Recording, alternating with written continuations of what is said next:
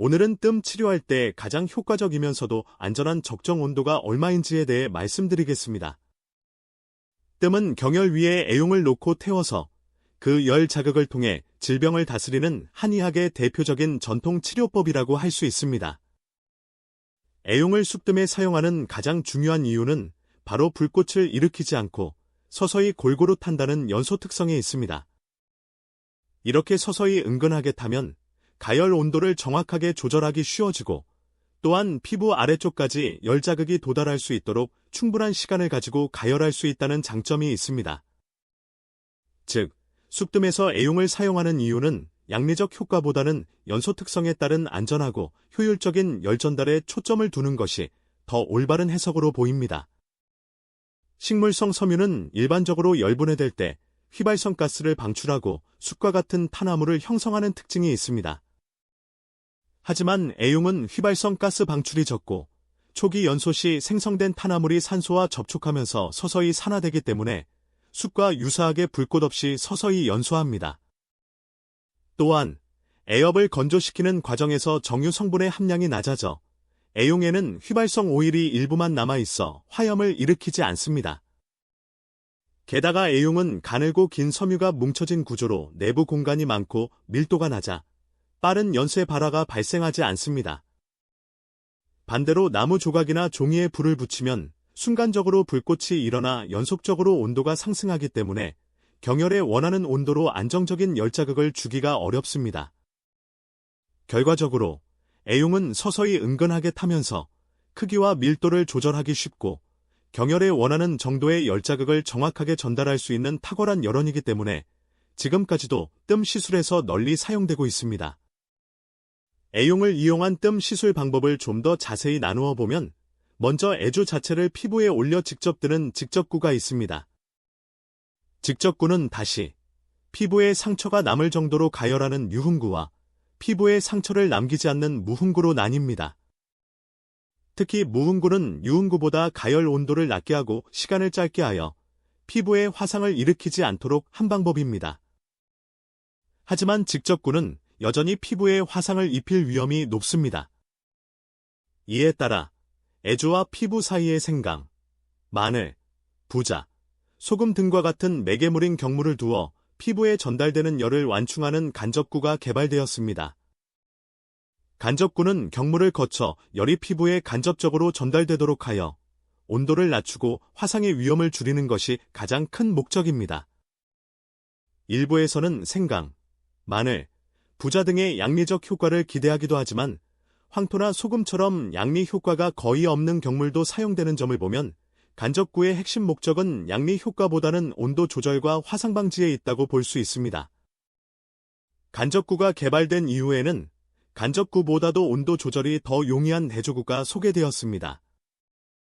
애조구는 애용을 시가 형태로 말아 만든 애조에 불을 붙여 피부에 직접 닿지 않도록 하면서 피부에 가까이 접근시켜 애용이 연소할 때 발생하는 복사열을 이용해 열자극을 전달하는 방법입니다. 애조구는 기본적으로 순수 애용만으로 애조를 만드는 경우와 애용에 한약을 섞어 애조를 만드는 경우로 나뉩니다. 또 다른 방법으로는 애용을 통 속에 넣고 불을 붙인 뒤 그 통을 경혈 위에 두어 대류열이나 전도열 등을 이용해 넓은 면적을 가열하는 온통구 방식이 있습니다. 마지막으로 침 시술과 결합한 온침이라는 방법도 있습니다. 이는 침을 놓은 후 침의 손잡이인 침병에 애용을 매달아 불을 붙이고 애용에서 발생하는 복사열로 경혈을 가열하는 방식입니다. 즉, 애용을 이용한 뜸 시술은 직접구, 간접구, 애조구, 온통구, 온침 등 다양한 방법으로 발전하면서 온도 조절과 열자극 전달 방식을 최적화해왔음을 알 수 있습니다. 뜸의 온도를 이야기하기 전에 열이 전달되는 방식에는 크게 4가지가 있습니다. 주목할 점은 열이 전달되는 방식에 따라 화상의 위험 정도가 달라진다는 것입니다. 일반적으로 가장 화상의 위험이 높은 방식은 뜨거운 물체가 피부에 직접 닿는 전도입니다. 그 다음으로는 뜨거운 기체나 액체를 매개로 하는 대료 방식이 위험도가 높습니다. 반면 전자기파 형태로 열이 전달되는 복사열은 화상의 위험이 가장 낮습니다.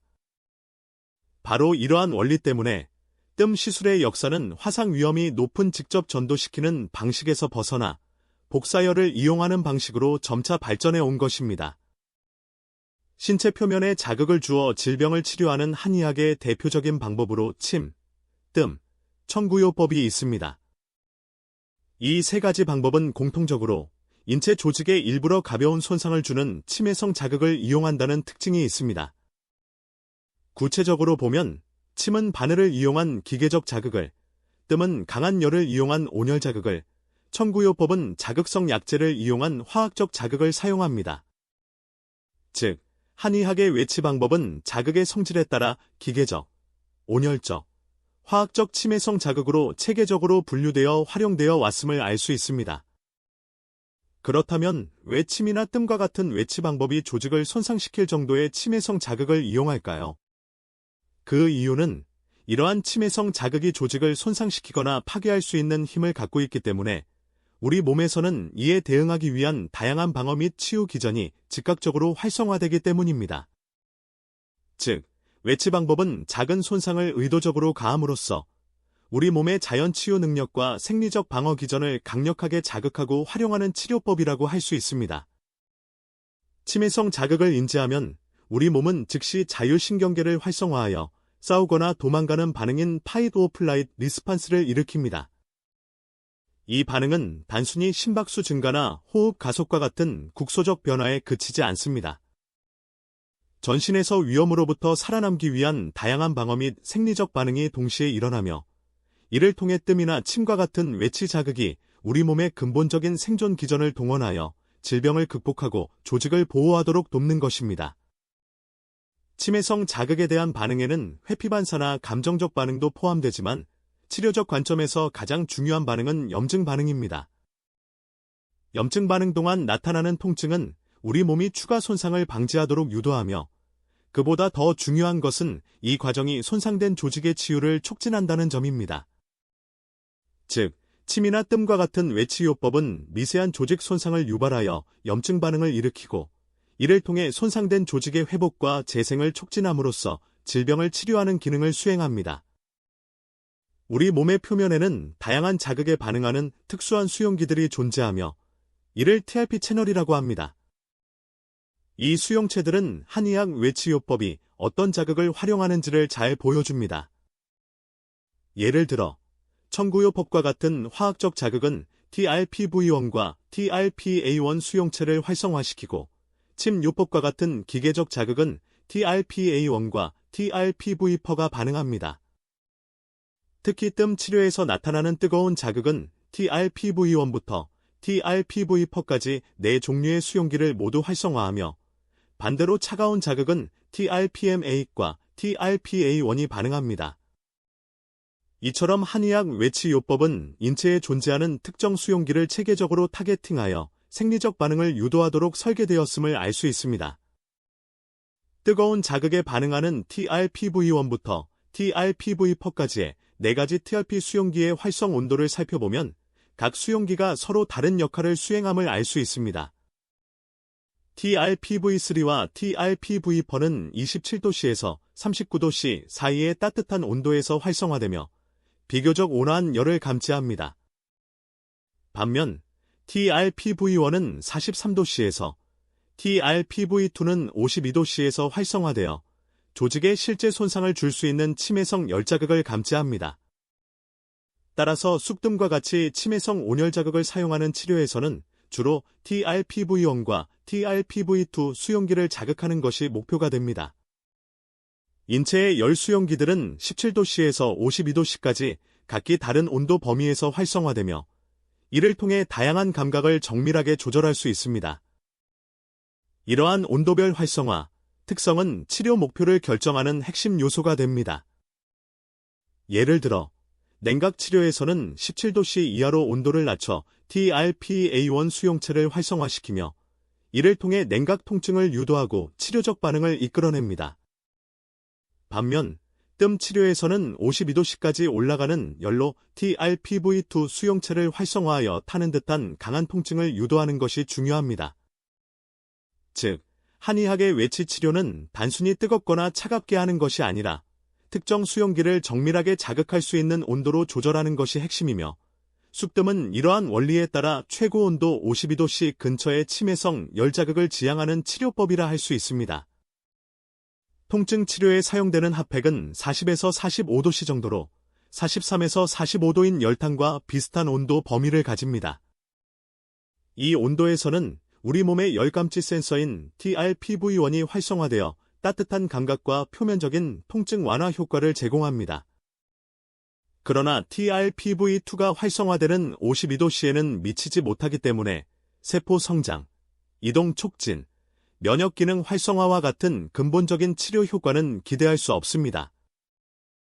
뜸은 애주의 크기와 밀도에 따라 온도가 달라지지만 일반적으로 뜸 내부 온도는 480에서 620도씨에 이르며 피부와 직접 닿는 애주 표면 온도는 55에서 100도씨 정도로 알려져 있습니다. 이 온도는 TRPV2 수용체를 활성화하는 기준인 52도씨를 넘어서므로 뜸 치료는 TRPV1과 TRPV2를 동시에 자극할 수 있습니다. 이 점이 핫팩과 비교했을 때 뜸의 치료 효과가 뛰어난 핵심 이유입니다. 핫팩은 40에서 45도씨로 TRPV1만 자극하여 표면적인 통증 완화에 그치지만 뜸은 TRPV2까지 활성화시켜 세포 성장 촉진, 면역 기능 활성화, 조직 회복 등 근본적이고 신부적인 치료 효과를 제공합니다.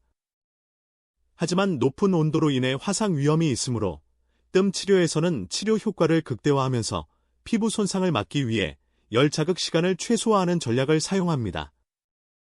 즉, 낮은 온도로 시간을 길게 가져가는 핫팩과 달리 뜸은 52도씨 이상의 높은 온도로 빠르게 TRPV2를 활성화시키고 자극 시간을 짧게 제한하여 효과와 안전성을 동시에 확보하는 것이 핵심입니다.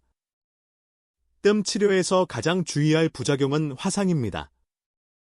화상은 가열 온도, 가열 시간, 접촉 면적 세 가지 요소가 복합적으로 작용해 발생하므로 이를 정확히 조절하는 것이 중요합니다. 가열 시간과 화상 위험을 살펴보면 온도에 따라 화상이 발생하는 시간은 크게 달라집니다. 예를 들어 44도씨에서는 약 6시간 정도 피부가 노출되어야 화상이 생기지만 48도씨에서는 약 5분, 51도씨에서는 2분 이내, 60도씨에서는 몇 초 안에도 화상이 발생할 수 있습니다. 즉, TRPV1을 활성화하는 43도씨 정도의 온도에서는 장시간 가열에도 화상 위험이 비교적 낮지만 TRPV2를 활성화하는 52도씨 정도의 고온에서는 10초 미만의 자극으로도 화상이 발생할 수 있어 주의가 필요합니다. 이것을 통각 수용기 반응과 연결해서 보면 TRPV1이 활성화되는 43도씨 수준의 온도는 비교적 오랜 시간인 약 1시간 이상 가열에도 화상 위험이 상대적으로 낮습니다. 그러나 TRPV2가 반응하기 시작하는 52도씨 정도의 고온에서는 10초 미만의 짧은 자극만으로도 화상이 발생할 수 있습니다. 즉, 온도가 몇 도만 올라가도 조직이 견딜 수 있는 시간이 급격히 짧아지기 때문에 열자극을 활용한 치료나 실험에서는 온도뿐 아니라 노출 시간이 매우 중요한 요소라는 점을 강조할 필요가 있습니다. 따라서 뜸 치료에서 가장 효과적인 목표 온도는 약 52도씨로 볼 수 있습니다.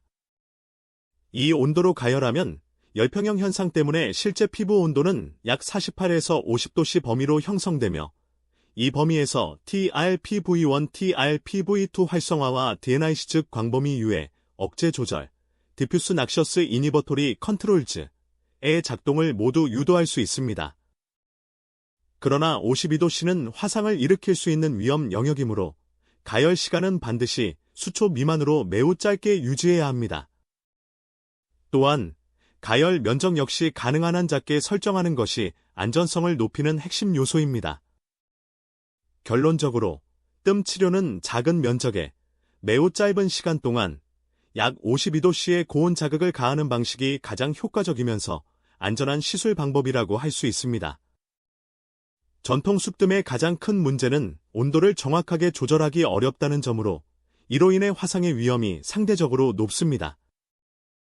또한 쑥이 연소하면서 남는 타르 성분 때문에 피부 자극, 알레르기, 색소 침착과 같은 부작용이 발생할 수 있습니다. 쑥이 탈 때 생기는 연기도 문제입니다. 일부 환자는 호흡기 자극을 경험할 수 있으며 최근에는 냄새에 대한 민감도가 높아지면서 쑥뜸 특유의 냄새가 옷이나 진료실 커튼 등에 배는 것도 단점으로 꼽히고 있습니다. 마지막으로 쑥뜸은 보통 3장 7장 정도를 연속적으로 시술하는데 이를 위해 의료인은 10에서 30분 동안 환자 곁에서 연소가 끝날 때마다 새로운 쑥뜸을 갈아주는 번거로움이 있습니다. 정리하면 쑥뜸은 효과가 뛰어나지만 온도 조절의 어려움, 화상 위험, 연기와 냄새, 그리고 시술 번거로움과 같은 단점이 동시에 존재하는 시술 방법이라고 할 수 있습니다. 애용을 이용한 전통 쑥뜸의 단점을 최소화하기 위해 전기와 반도체 기술을 접목한 새로운 형태의 뜸이 개발되었습니다. 대표적인 제품이 K1 뜸입니다. 이 기기는 전통 쑥뜸과 달리 화상의 위험이 없고 쑥으로 인한 피부 부작용도 발생하지 않습니다.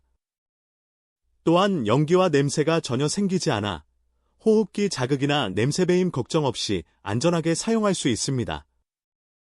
즉, 전통 쑥뜸의 치료 효과는 그대로 유지하면서 안전성과 편의성을 크게 향상시킨 현대적 치료 기기라고 할 수 있습니다. K1 뜸은 4가지로 온도 설정이 가능하며 사용자는 45도씨, 47도씨, 49도씨 중에서 선택할 수 있습니다. 설정된 온도는 실제 피부가 느끼는 온도에 해당하며 예를 들어 49도씨로 설정하면 피부 온도가 49도에 도달하게 됩니다. 이는 전통 쑥뜸에서 약 52도씨로 가열하는 것과 유사한 효과를 내어 TRPV2를 활성화하고 환자가 따끔한 통증을 느낄 수 있게 합니다. 또한 사막이나 티눈 등 조직을 선택적으로 화상시켜 제거해야 할 경우에는 사용자 모드에서 최대 57도씨까지 온도를 설정하여 활용할 수 있습니다. 마지막으로 K1 뜸은 연속 시구 기능을 지원합니다. 설정만 해두면 한 장부터 최대 100장까지 추가 조작 없이 자동으로 연속 뜸 시술이 가능하여 시술 편의성을 크게 향상시켰습니다. 정리하면 K1 뜸은 정확한 온도 조절, 안전성, 자동 연속 뜸 시술의 장점을 모두 갖춘 현대적 뜸 시술 기기라고 할 수 있습니다. 보통 K1 뜸에서 한 장을 시술할 때 가열 시간과 냉각 시간을 합쳐 약 3분이 소요됩니다. 이는 가열 후 충분히 냉각될 시간을 확보함으로써 열이 누적되어 화상의 위험이 증가하는 것을 방지하기 위한 설계입니다. 만약 짧은 시간 내에 다시 가열하게 되면 치료 효과는 높일 수 있지만 열이 누적되고 뜸 시술 장수가 증가함에 따라 조직이 저온 화상을 입는 것과 유사한 위험이 발생할 수 있습니다. 따라서 충분한 냉각 후 다시 가열하는 과정은 뜸 시술에서 안전성을 확보하는 매우 중요한 요소라고 할 수 있습니다. 요약하면 TRPV1과 TRPV2를 모두 활성화할 수 있는 고온 자극을 주면서도 화상의 위험을 최소화하기 위해 정확한 온도 조절, 자극 시간, 접촉 면적을 과학적으로 설계한 매우 혁신적인 온도 조절 뜸 치료로 K1 뜸이 개발되었습니다. 이상으로 설명을 마치겠습니다. 시청해주셔서 감사합니다.